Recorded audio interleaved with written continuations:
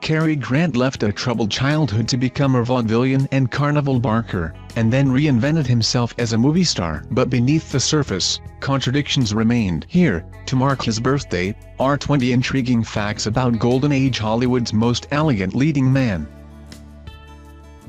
He's an Archie. Archibald Alec Leach was born January 18, 1904, in Bristol, England. He adopted a snappier name, with help from his friend Fay Ray, when he was 27 and breaking into the movies. At 41, the actor legally became Cary Grant in the movie A Fish Called Wanda. John Cleese's character was named Archie Leach.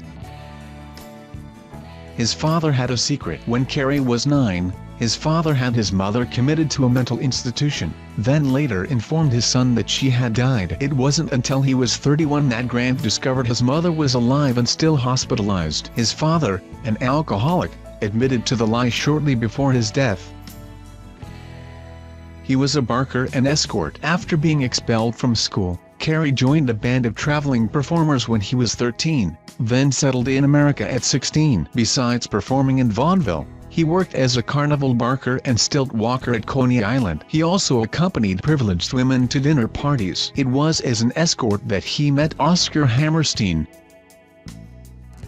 He was rumored to be bisexual before he became a movie star. Cary lived for a number of years with the costume designer Ori Kelly, then later shared a beach house with the actor Randolph Scott for more than a decade. Both living situations led to rumors the men were romantically involved, but no further evidence was ever presented. He was charged with abuse. To be sure, Grant wasn't very successful at relationships. He was married to 5 different women and 4 of them wound up divorcing him. His first marriage was in 1934, to actress Virginia Cherrill, but it ended after only 7 months, with Cherrill charging that Grant had been physically abusive. Superman was based on him. Well, at least one Superman was. Christopher Reeve has said that he based his characterization of Clark Kent in the 1978 Superman movie on Grant's character in the 1938 screwball comedy Bringing Up Baby. Grant plays a paleontologist and Katharine Hepburn a scatterbrained woman. Together, the two raise a leopard named Baby. His image was closely guarded. In more than 70 starring roles, Grant was never allowed to play the villain. This was a deliberate effort to protect the star's nice guy image and box office bankability. Alfred Hitchcock never got over the studios making him change the ending of his 1941 film Suspicion. The original ending revealed Grant's character as a killer, but the ending was rewritten to put the star in a more positive light. He married into big money. In 1942, Grant married Barbara Hutton, heiress to a $50 million inheritance from her grandfather, Frank Winfield Woolworth. The couple was quickly dubbed Cash and Cary, but Grant bristled at people thinking he'd marry for money, and signed the prenup refusing any of Hutton's fortune in the event of a divorce, which came after just 3 years of marriage. He was pals with Howard Hughes. Grant was a longtime friend of the reclusive billionaire and married his 4th wife, Ryan Canyon, at Hughes Desert Inn in Las Vegas. Like Hughes, Grant was a shrewd businessman, accumulating great wealth during his life. From a variety of sources, he was one of the first Hollywood actors to reject the studio system, making far more money for the movies he was in than many other actors. His first retirement didn't stick. Grant retired in 1952, at the age of 48, thinking that stars like Marlon Brando were Hollywood's new wave and there was no place for him any longer. He didn't work for 3 years, but then Hitchcock convinced him to get back to work and star with Grace Kelly in To Catch a Thief. Grant earned $700,000 to star in the film, while Hitchcock's salary was just $50,000. He never won an Oscar. Actually, Grant didn't win a single major award while he was acting, despite being among the biggest box office stars of his day. In 1970, he was given an honorary Oscar for his life's work at the 42nd Academy Awards. Grant ended his 12-year boycott of the ceremony to accept the award, which was presented to him by his friend Frank Sinatra. Hitchcock adored him. Grant starred in 4 Hitchcock films: Suspicion, 1941, Notorious, 1946, To Catch a Thief, 1955, and North by Northwest, 1959. The director was hardly known for having a strong affinity for actors. Hitchcock once said that Grant was the only actor I ever loved in my whole life. He could have been James Bond. Author Ian Fleming has said that his secret agent character was based in part on Grant's suave, sophisticated persona. In fact, the star was offered the role of James Bond in the first movie in the series, Dr. No. But at 58, Grant thought himself too old. What's more, the producers needed an actor to commit to more than a single movie. This paved the way for Sean Connery to become 007 on the big screen.